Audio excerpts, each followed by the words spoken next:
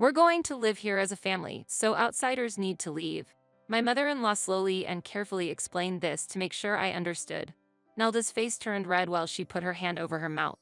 Unable to hold back, Nelda burst into laughter, which triggered my mother-in-law to laugh out loud as well. Right after my father passed away, my in-laws seemed to have been lying in wait, and they showed up trying to take over our high-rise apartment. Surrounded by their laughter, I just bowed my head. My shoulders were shaking. Perhaps feeling pity for me, Brad spoke words of comfort. Don't be so down. I let you be by your father's side, so you should have no regrets.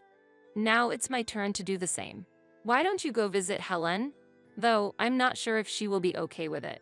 I shook my shoulders, holding back my tears. But I couldn't bear it anymore. Suddenly, I lifted my face and started laughing loudly. Ahahaha. I wiped the tears from the corner of my eyes. Do as you please. I've already contacted the lawyer.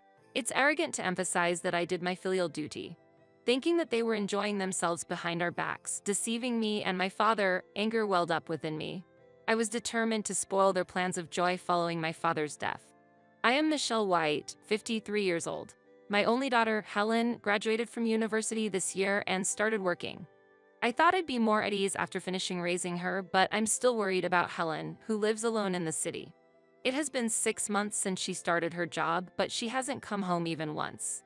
I wonder if Helen is eating properly, I blurted out during dinner with my husband. Tonight's menu was meat and potatoes, Helen's favorite. Eating that, I couldn't help but think of her face. She just started her job, so I know she's busy, but that's exactly why I want to make nutritious meals for her. Brad was right in front of me, but he didn't even glance my way. He clutched his smartphone in his left hand, staring at it while eating. He wasn't focused on the meal, spilling the broth on the table and making unpleasant chewing noises. Brad, are you listening? Brad gave no response. It seemed like my voice never reached his ears, and the concerns I had once again felt like mere monologues, shutting my anxious feelings in. When was the last time Brad and I had a proper conversation? I never thought we would become a couple so lacking in communication when we got married. I met Brad 23 years ago. A friend introduced him to me just before I turned 30. Brad was well educated and worked for a major company, which made me nervous, but I was immediately taken by his kind, confident smile. It seemed he liked me too, and we started dating. He always planned dates at sophisticated cafes and romantic spots featured in fashion magazines, escorting me each time. I've been really focused on my work and didn't have much luck with women, but meeting you felt as if it were predestined. I can tell you are the one for me. His handsome features made even the sweetest words seem fitting. He was like a prince who openly expressed his love. But I was not a princess. I was just an ordinary office worker. I was anxious about whether I was good enough for someone so elite. While I was having such worries, Brad unexpectedly proposed to me. While it should have been a joyful moment, the fact that we had only known each other for 2 months made me anxious, and I couldn't say yes. When I shared my concerns, he gently embraced me and whispered in my ear, "Marriage doesn't need extra emotions. To me, you are the best." So we got married, and I felt like the happiest woman in the world. That was until the day after our wedding when our new married life began. "Michelle, are you really going to feed me this?" Brad said coldly as he looked at me, setting the breakfast on the table. His face was very cold, and he clearly seemed in a bad mood, though I couldn't understand why. It was our first day living together, so I had put extra effort into the cooking. I prepared a lavish breakfast, including an omelet with crispy bacon, yogurt parfait with berries and oats, and freshly baked scones right from the oven. I just need coffee and bread in the morning. It's hard to read the newspaper with anything else. Ah, I see. You're the type who doesn't think about efficiency and enjoys a leisurely, inefficient meal in the morning. How that figures. Brad's attitude had changed completely since yesterday. I was so surprised by his words that I was left speechless. He stared at my shocked face. "That foolish look on your face, I like it," he said with a grin. However, he left the house without touching the breakfast. Left alone with the untouched meal, I had no choice but to stand there. I had planned to take the day off work to tidy up the house, but I was so shocked by his words that I couldn't move, neither physically nor emotionally. Around 9 a.m., the doorbell rang. When I opened the door, my mother and sister-in-law Nelda entered the room without a greeting. Michelle, it seems you tried to impress Brad with your cooking this morning, but that was futile. Brad is not a simple man who can be manipulated with food," my mother-in-law continued without pausing for breath. Brad always eats bread at home and goes to work as usual. It's unfortunate for him, especially so early in the marriage. Nelda grimaced as if enjoying the situation. It seemed Brad had stopped by his parents' house before going to work this morning. A minor misunderstanding between us had been exposed to his family, and I felt embarrassed. Nelda looked around the room and sighed dramatically. Mom, look, there are still moving boxes in the corner of the room. Michelle is really sloppy, isn't she? Oh, I was just about to clean those up, I replied desperately, but my mother-in-law immediately dismissed it. No excuses. Look, you're just an ordinary office worker who is all talk and no action. You're not a good match for Brad, not at all. You should be grateful that he accepted someone like you. My mother-in-law sat down. Now, make some tea. You should at least be able to serve tea without being told, she hurried me. I quickly made the tea and offered it to them. After taking a sip, my mother-in-law snorted with laughter. This is terrible. The tea is too weak. For someone who works as an office worker serving tea, this is quite poor. Both my mother-in-law and Nelda slurped their scalding tea noisily. I wonder if Brad is truly satisfied with such a girl. Well, maybe that's just what you get from a daughter-in-law. Brad does like you, Michelle. Despite their insinuating comments, I couldn't find the courage to speak up in front of my husband's family. Nelda lived at home. She was single and surrounded herself with idle merchandise. She wasn't even a regular office worker like me, and she even recently quit her part-time job at a supermarket. Despite being hurt by her remarks, I had no room to argue. I had hoped for a sweet newlywed life, but my husband scorned me, and my mother-in-law and Nelda often made snide remarks. This was not the life I had hoped for. I couldn't consider divorce right after getting married. Half a year later, while I was troubled, I became pregnant and eventually gave birth to Helen. The blatant nastiness from my in-laws decreased. It wasn't because they were too cruel to berate a mother in front of a young child. Rather, it was because Nelda became obsessed with the popular Korean wave. My mother-in-law also became busy with watching TV dramas from morning to night and going on pilgrimages to drama sites together. As a result, they showed less interest in me and my daughter. It's sad that Helen didn't feel her grandmother's love, but maintaining a proper distance had somehow kept our household calm. Brad seemed satisfied as long as I fully understood and supported his pace of life. Time flew by, and before I knew it, we'd been married for 23 years. While it can't be said that I am extremely happy, we have been living a stable and troubled life. I thought time would just quietly continue to pass. However, Brad surprisingly suggested something new. How about we live together now? I was so surprised that I dropped my spoon. Brad's voice, which I hadn't heard in a while, seemed almost like a hallucination. What? I gasped, feeling the blood drain from my face. I thought he meant living with my mother-in-law, but I was mistaken. Isn't your father going to rebuild his house? I thought, why not live together then? I had mentioned my father's house situation to Brad a few days ago but didn't get any reaction at that time. However, it seemed he had been listening after all. It's ridiculous that he wants to rebuild his house in his 80s, even if the house is aging. Well, that's probably just an excuse. He surely wants to bring you closer by building a new house. Your mother passed away a few years ago and your father is getting old. Living alone must be tough. While confused by the unexpected suggestion, I desperately tried to understand. But you know, I'd prefer to live in an apartment, not a detached house. It's us who are going to be living there long-term, not your father, so I hope this bit of selfishness can be excused in exchange for living together. Without mocking my stunned silence, Brad continued in a gentle tone. Also, I'm worried about you, Michelle. You worry too much about Helen. Now that you're finally free from childcare, it's time to start the second phase of your life. Changing environments will help refresh your mood. Thank you, Brad.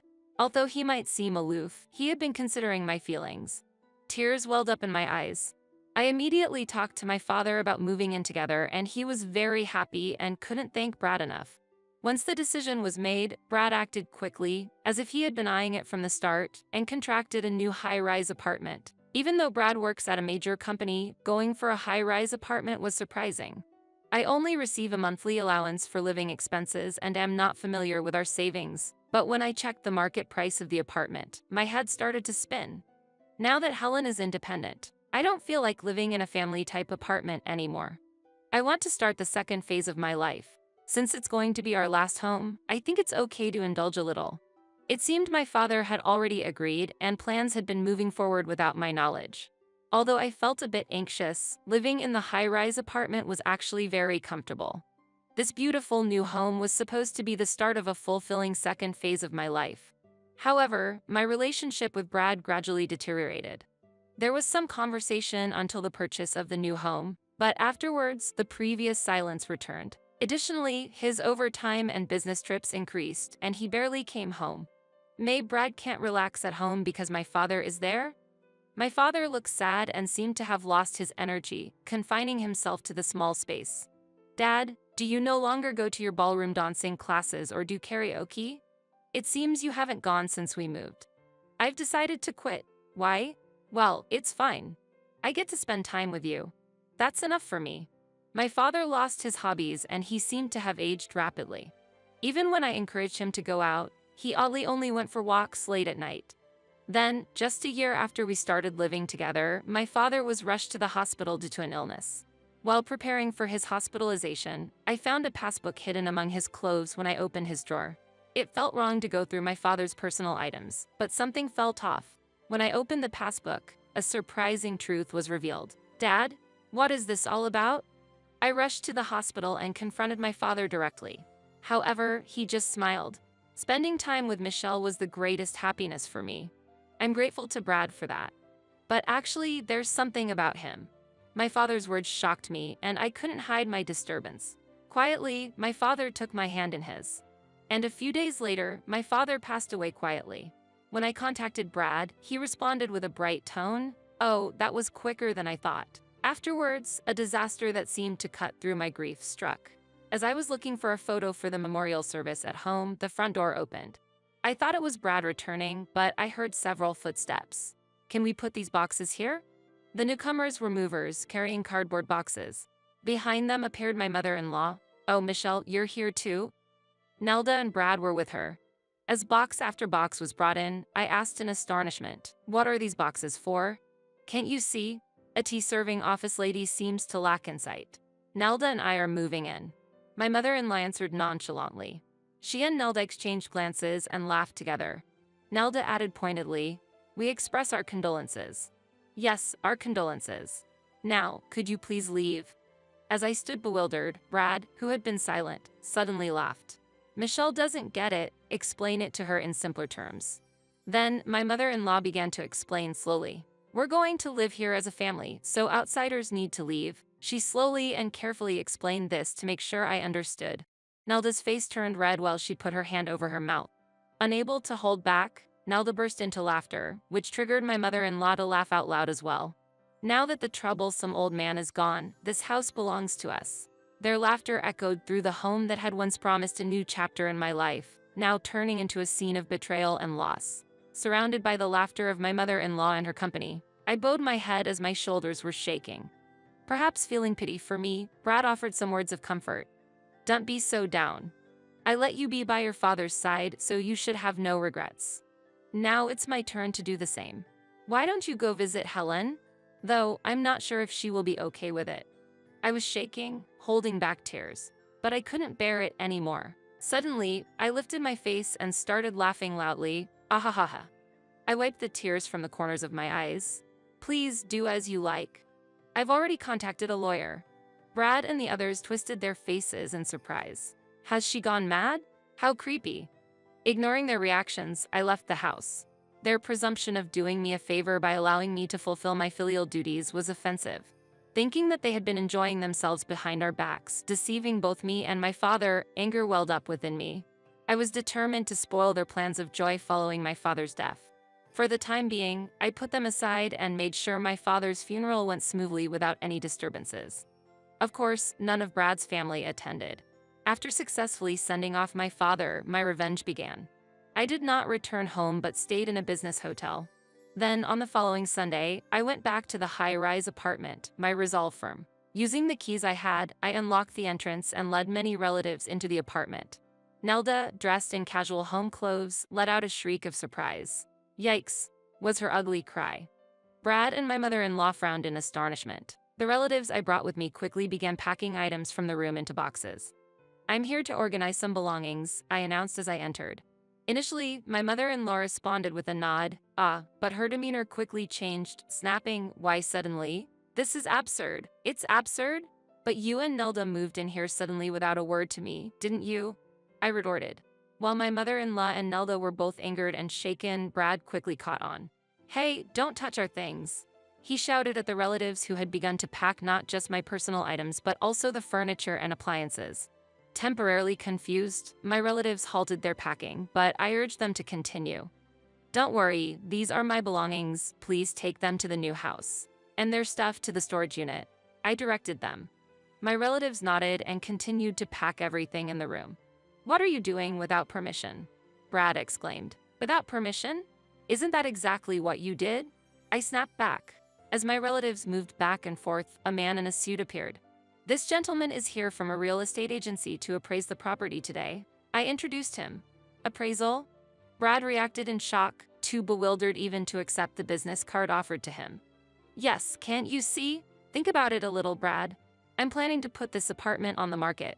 Brad, my mother-in-law, and Nelda were all wide-eyed with surprise. Unable to hold back, I laughed aloud at their dumbfounded expressions. "Why are you surprised? This house was purchased by my father and you all have no right to live here." Meanwhile, my mother-in-law, in a panic, insisted, "What do you mean?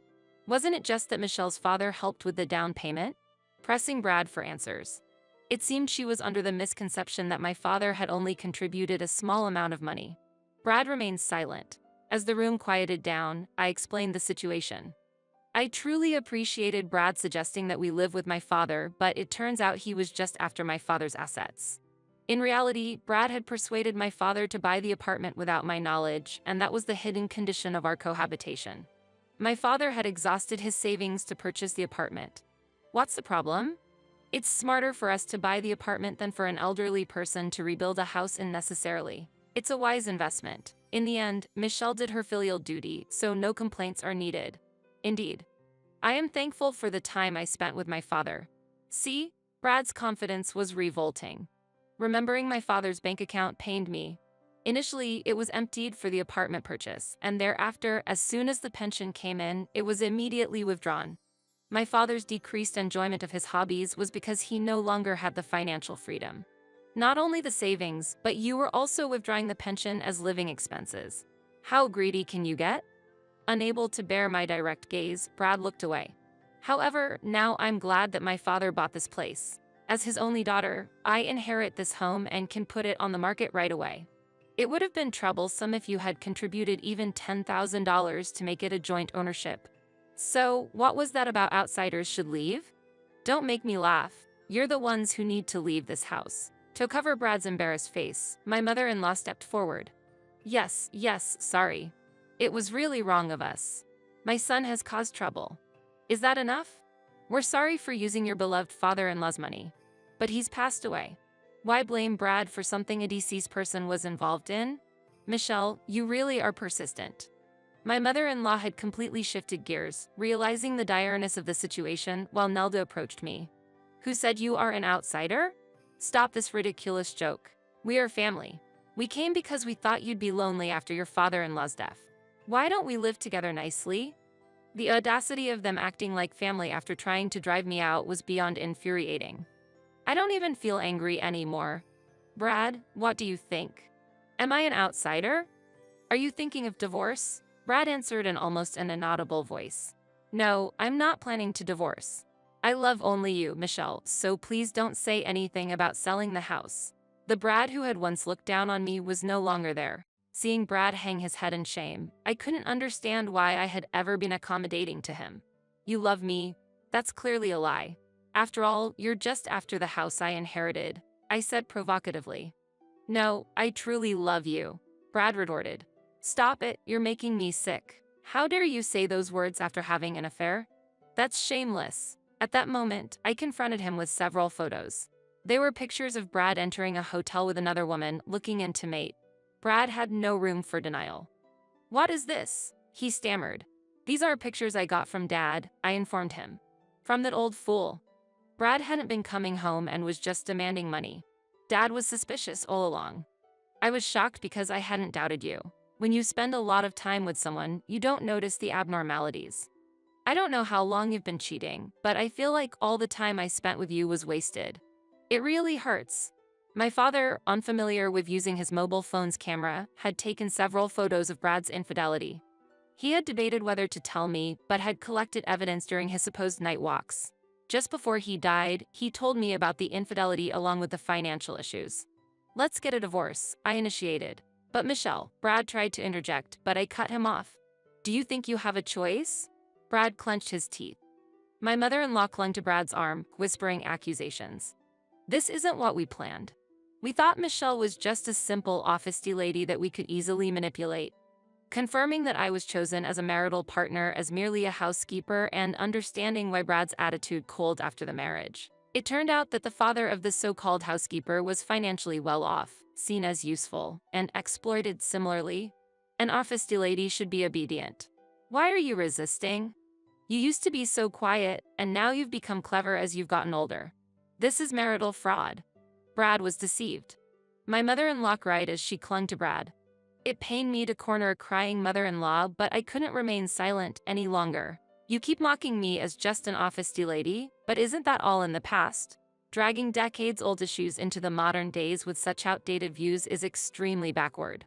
It's like you're declaring yourself outdated. Don't you find that embarrassing?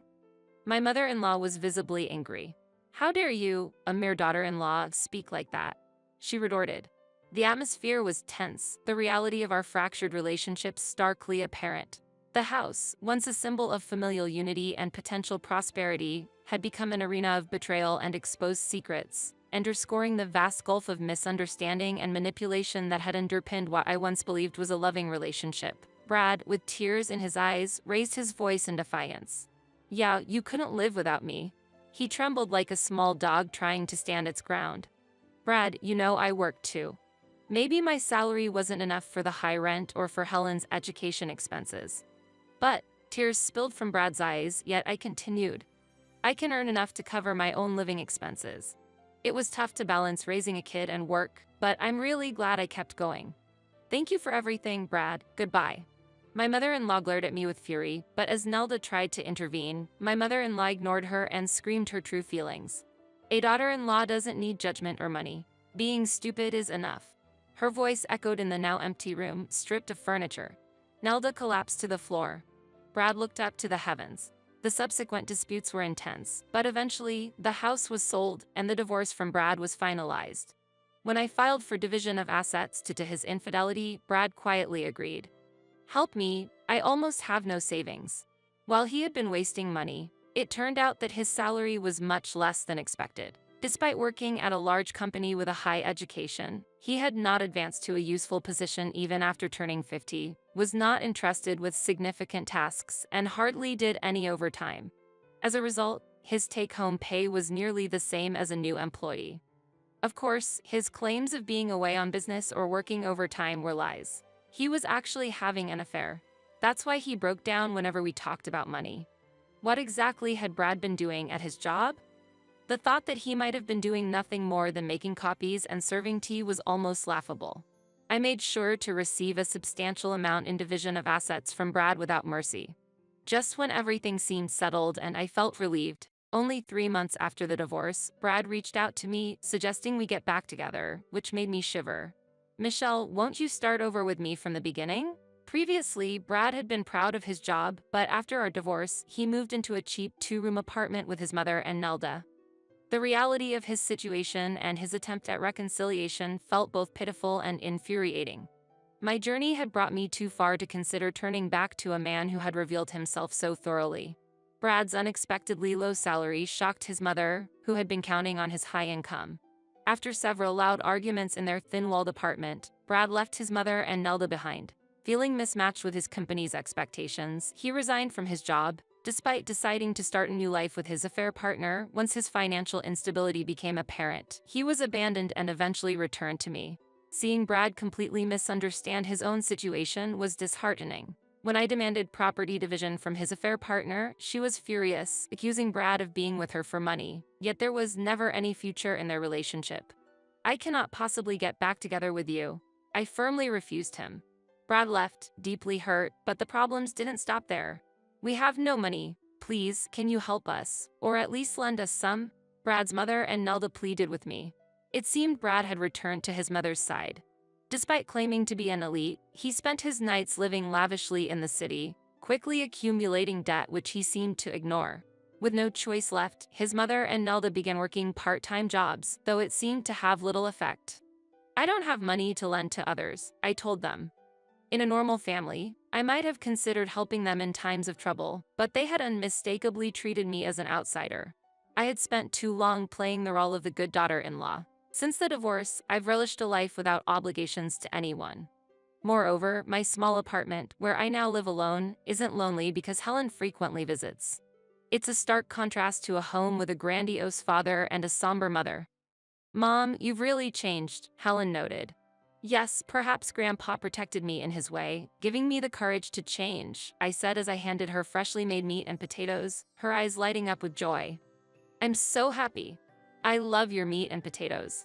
Helen savored a bite, her eyes narrowing in contentment. This new chapter of my life, free from the shadows of manipulation and deceit, filled me with a profound sense of peace and autonomy. The sense of happiness that comes from being cherished by someone fills my heart, even giving me a sense of purpose in life. I am inspired to continue transforming myself, hoping to become strong enough to protect my daughter. Don't worry, the taste of the meat and potatoes hasn't changed, I assured her. Helen tilted her head, puzzled, but seemed relieved. I hope for these peaceful moments to last forever, a sanctuary of love and tranquility where we can both thrive, free from the tumult of the past.